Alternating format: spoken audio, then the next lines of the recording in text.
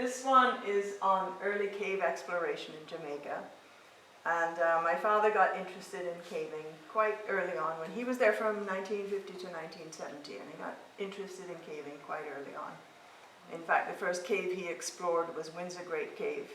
And he promised the people who are in Windsor Great House, kind of made sure they knew who was going in the cave, and he was going in by himself, and they said no. So he said, all right, I'm going to take a piece of string, and I'll tie it on the front, and then I'll carry the string in with me. And they said, okay, you could go. So he went into the Windsor Great Cave by himself, and he said he's never seen anything so beautiful, and he was completely hooked on caving.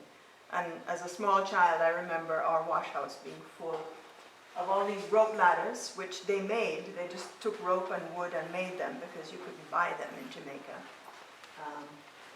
Initially, they didn't have any helmets or anything or any overalls. This was much later when they had all the clothing and so on.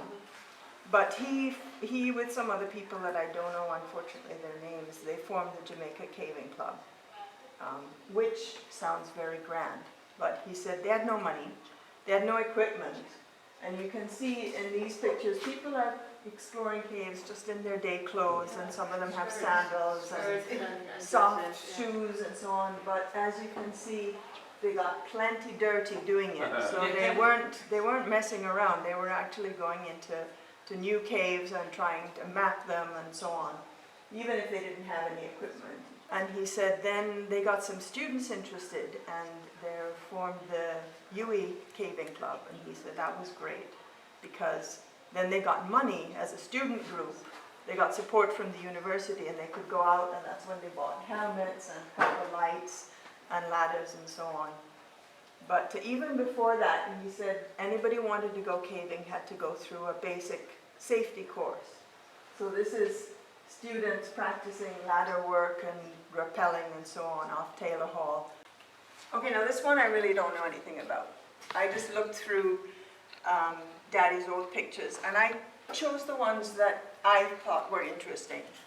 So this is our garden on College Common, and this is a student party.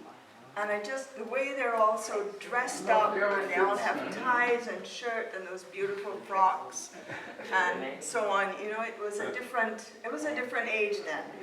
So this was a student carnival. This is from 1956, and I know the dates because sometimes Daddy dated his photographs. These all came from slides.